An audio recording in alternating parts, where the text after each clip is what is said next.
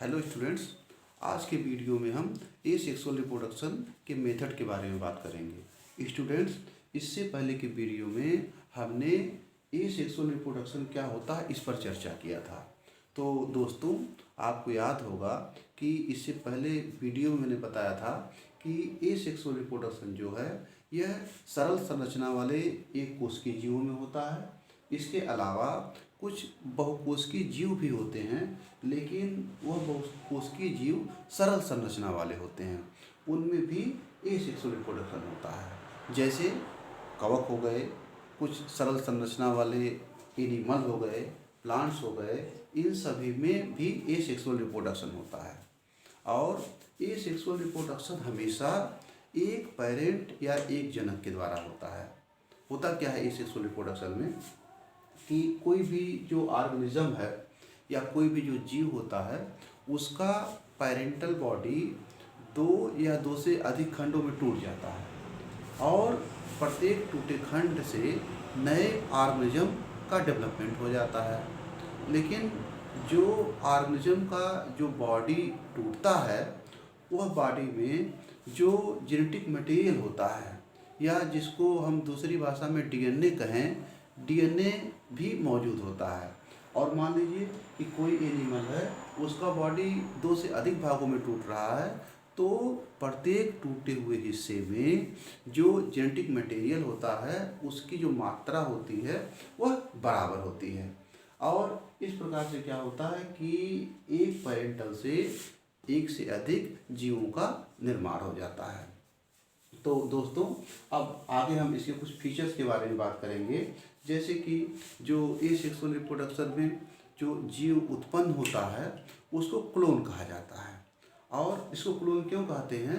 क्योंकि जो ऑर्गेनिज्म बना वह अपने पेरेंट के समान होता है और वह जो समानता होती है वह मार्फोलॉजिकली भी होती है और जेनेटिकली भी होता है, अर्थात आनुवांशिक रूप से वह अपने पेरेंट के एकदम समान होता है। तो इस प्रकार से सेक्सुअल रिप्रोडक्शन की यह एक मेरिट है कि उसमें जो ऑर्गेनिज्म बनेगा वह एकदम हूबहू अपने जनक के समान होगा।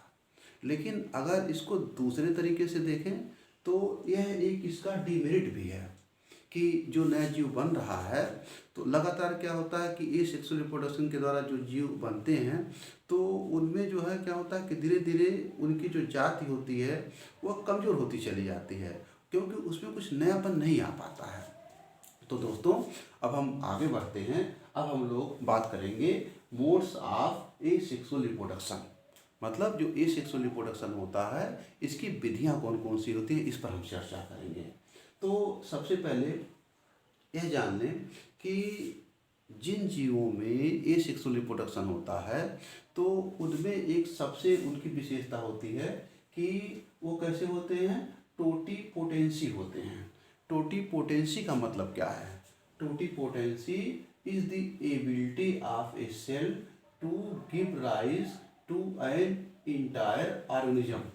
इसका मतलब क्या हो गया कि टोटीपोटेंसी का मतलब यह हुआ कि किसी भी जीव का जो सेल होता है, एक सेल होता है, उसमें यह क्षमता होती है कि उससे संपूर्ण ऑर्गेनिज्म का डेवलपमेंट हो जाता है। और यह जो टोटीपोटेंसी होती है यह सिर्फ सरल संरचना वाले एक कोशिकीय जीवों में और उसके अलावा कुछ बहुकोशिकीय जीव भी होते हैं, लेकिन वो कैसे होते हैं, उनकी संरचना सरल होती है, उसमें पाया जाता है। तो टोटीपोटेंसी का मतलब क्या हो गया कि टोटीपोटेंसी एक ऐसी क्षमता है, इस क्षमता के कारण जो ऑर्गेनिज्म का कोई भी एक सेल है वह डेवलप होकर के एक पूरे ऑर्गेनिज्म का निर्माण कर देगा। इसी को टोटीपोटेंसी कहा जाता है। यह जितने भी सरल संरचना वाले एक कोशिकीय जीव होते हैं सब में यह क्षमता पाई जाती है। लेकिन जैसे जैसे जीवों की जटिलता बढ़ती है, मतलब उनकी बॉडी की जटिलता बढ़ती है, तो उनमें यह क्षमता कम होती चली जाती है। और हायर एनिमल्स जैसे जो है, अगर हम बात करें कि जो मैमल्स हो गए और इसके अलावा जो एम्फीबियंस हो गए, रेप्टाइल्स हो गए, एवीज हो गए, ये सभी क्या हैं, ये सभी कार्डेटा के क्लासेस हैं। तो इन सभी में ये जो क्षमता होती है वो नहीं होती है, सिर्फ सरल संरचना वाले जीवों में क्षमता होती है। तो स्टूडेंट्स, अब आगे हम बात करते हैं कि इसके मेथड में देखिए, सबसे पहला जो मेथड है वो है फिशन। तो फिशन का मतलब क्या होता है कि टूटना या बंटना, और इसकी परिभाषा क्या हो गई, fission the organisms divides into 2 और मोर पार्ट्स। फिशन का मतलब क्या हो गया कि कोई भी ऑर्गेनिज्म है, कोई भी जो जीव है, वह 2 या 2 से अधिक भागों में टूट जाए तो उसको क्या कहा जाता है, उसको फिशन कहा जाता है। और यह एसेक्सुअल रिप्रोडक्शन का एक मेथड है, एक विधि है। इसमें होता क्या है कि जो जीव टूटता है तो उसके टूटे हुए शरीर के पार्ट में जो अनुवांशिक पदार्थ होता है, जिसको हम डीएनए कहते हैं, उसकी मात्रा एकदम बराबर होती है। जैसे मान लीजिए कि अगर जो है अमीबा है, तो अमीबा 2 भाग में टूटा, तो उसके दोनों भागों में जो अनुवांशिक पदार्थ होता है वह एकदम समान होता है, और इससे क्या होता है कि बाद में वो डेवलप करके पूर्ण अमीबा का निर्माण कर लेता है। तो अब यह जो है फिशन है। अब फिशन भी कई प्रकार का है। जैसे इसमें सबसे पहले हम लोग देखेंगे बाइनरी फिशन। तो बाइनरी फिशन को हिंदी में द्विविभाजन कहा जाता है। देखिए बाइनरी लिखा है, बाई मीन्स होता है 2। तो बाइनरी फिशन का मतलब हो गया कि कोई भी जो ऑर्गेनिज्म है, कोई भी जो जीव है, तो वो क्या होता है कि वह 2 भागों में टूट जाए, उसका शरीर 2 भागों में टूट जाए, उसको बाइनरी फिशन कहा जाता है। और यह बाइनरी फिशन जो होता है, इसमें किसी भी जीव का जो टूटा वाला हिस्सा होता है, तो वो क्या करता है कि वह जो है, जो जेनेटिक मटेरियल है, जेनेटिक मटेरियल मीन्स डीएनए, तो क्या होता है कि जेनेटिक मटेरियल एकदम बराबर मात्रा में दोनों पार्टों में होता है। फिर से सुनिए इसको कि बाइनरी फिशन में जो जीव टूट रहा है, 2 भागों में टूटा, तो उसमें उसका जो डीएनए है वह 2 समान भागों में क्या हुआ, डिवाइड होकर के दोनों टुकड़ों में बराबर मात्रा में पहुंच जाता है। और इससे क्या होता है कि बाद में यह डेवलप होकर के 2 ऑर्गेनिज्म का निर्माण कर लेता है। क्योंकि एक एनिमल टूटा 2 भागों में, इसीलिए इसको बाइनरी फिशन कहा जाता है। अब बाइनरी फिशन भी कई प्रकार का होता है। यह इस पर डिपेंड करता है कि जो ऑर्गेनिज्म है उसका बॉडी डिवाइड कहाँ से हो रहा है, और इस डिवीजन के आधार पर इसके अलग अलग नाम बताए गए हैं।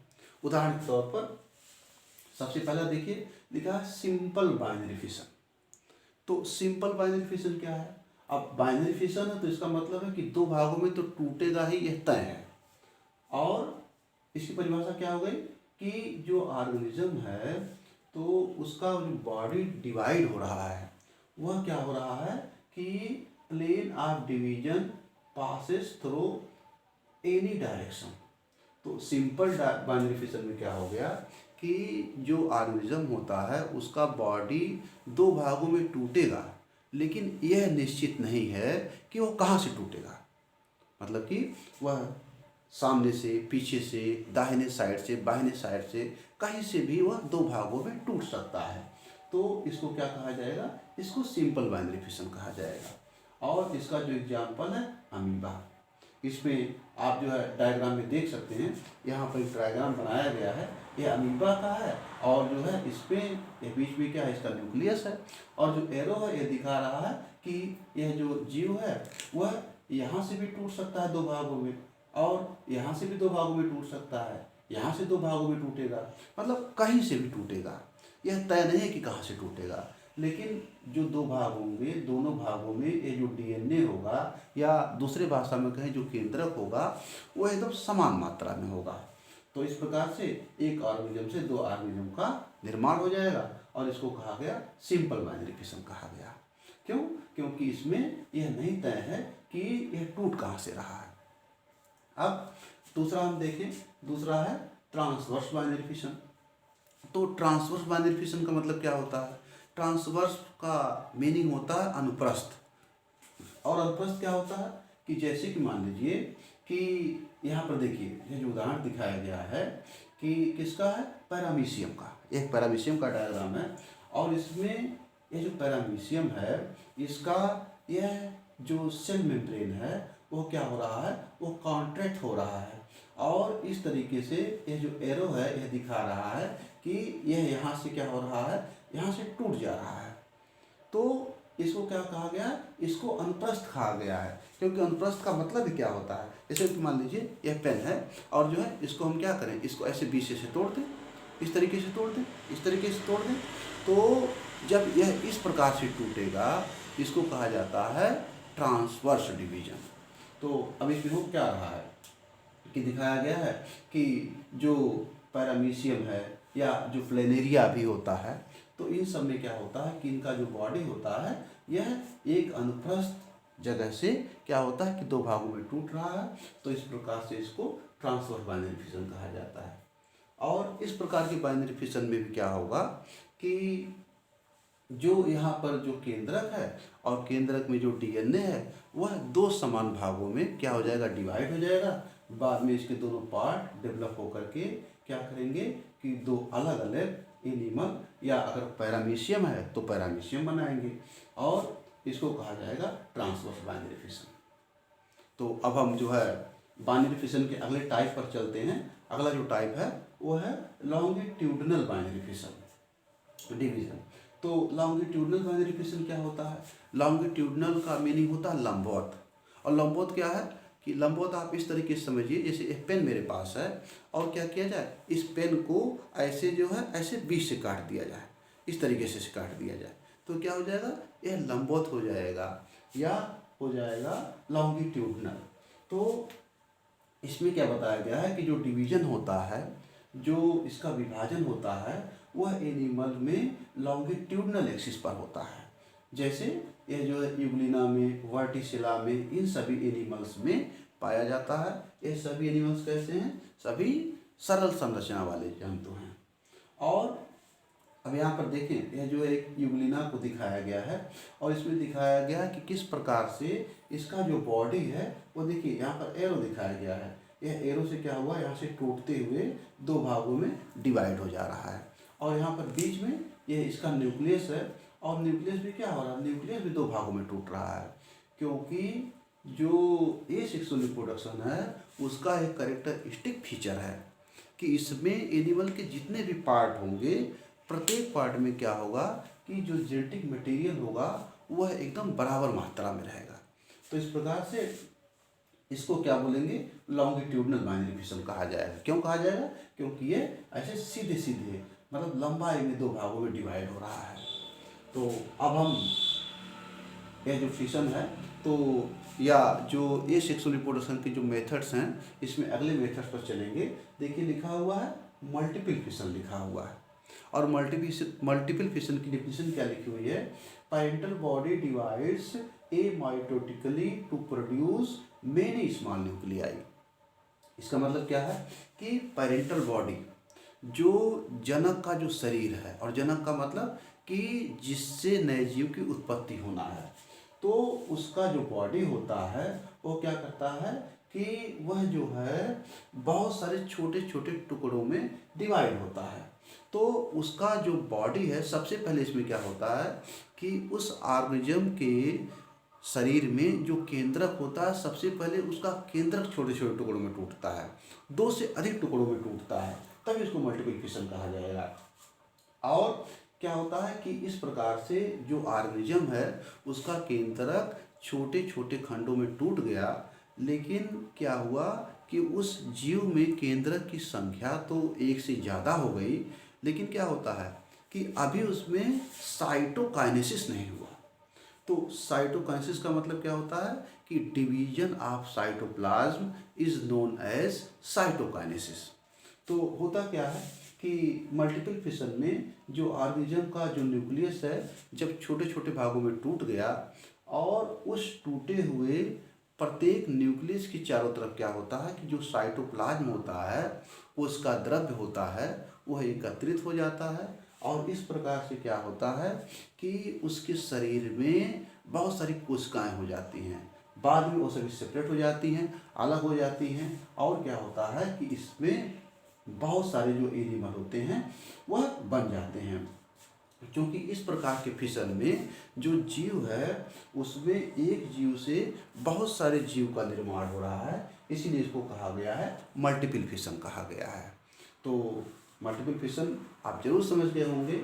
और अब हम चलते हैं इसके उदाहरण की तरफ। तो मल्टीपल फिशंस के जो उदाहरण है वो क्या है, प्लाज्मोडियम है, मोनोसिस्टिस है। प्लाज्मोडियम के बारे में तो आपको जानते ही हैं कि प्लाज्मोडियम क्या है। प्लाज्मोडियम जो है वह एक प्रोटोजोआ है और इससे क्या होता है कि मलेरिया बीमारी होता है। अब हम जो एसेक्सुअल रिप्रोडक्शन की जो मेथड हैं, जो मोड्स हैं, उसमें अगले पर चर्चा करेंगे। और अगला है बडिंग। तो दोस्तों बडिंग क्या होता है? देखिए, बडिंग का मतलब होता है कि कोई भी जो ऑर्गेनिज्म होता है तो उसके शरीर से क्या होता है कि एक छोटा सा जो है आउटग्रोथ निकल जाता है। और ये जो आउटग्रोथ निकलता है, जैसे देखिए यहाँ पर दिखाया गया है, एक इसका है, यह एक ईस्ट सेल है। यहाँ पर देखिए ईस्ट लिखा हुआ है, तो यह क्या है, यह एक ईस्ट सेल है। और ईस्ट सेल में क्या है, एक केंद्रक है। ईस्ट होता क्या है, ईस्ट एक कोशिकी कवक है। और यहाँ से जो है एक आउटग्रोथ निकला, इस आउटग्रोथ को कहा गया है बड कहा गया है। तो यहाँ से जो है बड निकला। जैसे फ्लावर में बड होता है, बड मीन्स कली, वैसे यहाँ पर क्या होता है, बड निकला। और बाद में क्या होता है कि ये जो बड होता है वह जो पेरेंट बॉडी होता है उससे सेपरेट हो जाता है, अलग हो जाता है, और अलग होकर के एक नए जीव का निर्माण करता है। इसको बडिंग कहा जाता है। यह बडिंग का जो मेथड है वह हाइड्रा में, स्पंज में होता है। ईस्ट में तो आपने इसको देखा है किस प्रकार से होता है। और इसमें जो है बडिंग में भी क्या होता है कि जो आउटग्रोथ निकलता है, इस आउटग्रोथ में यह जो जीव का जो न्यूक्लियस होता है, सबसे पहले न्यूक्लियस के अंदर जो डीएनए होता है वह डीएनए दो भागों में डिवाइड होता है। और इसका आधा पोर्शन बड में चला जाता है और आधा इसमें रहता है। बाद में यह इससे टूट जाता है और क्या करता है कि एक नए ईस्ट सेल का निर्माण करता है। तो इस प्रकार से इसको बडिंग कहते हैं। क्यों? क्योंकि इसमें एक आउटग्रोथ या प्रोजेक्शंस के रूप में होता है, इसलिए इसको बडिंग कहते हैं। अब इसमें आज के वीडियो में दोस्तों इतना ही, और इसके आगे फिर हम अगले वीडियो में चर्चा करेंगे। तो सभी स्टूडेंट इस वीडियो को देखें, लाइक करें, शेयर करें, सब्सक्राइब करें।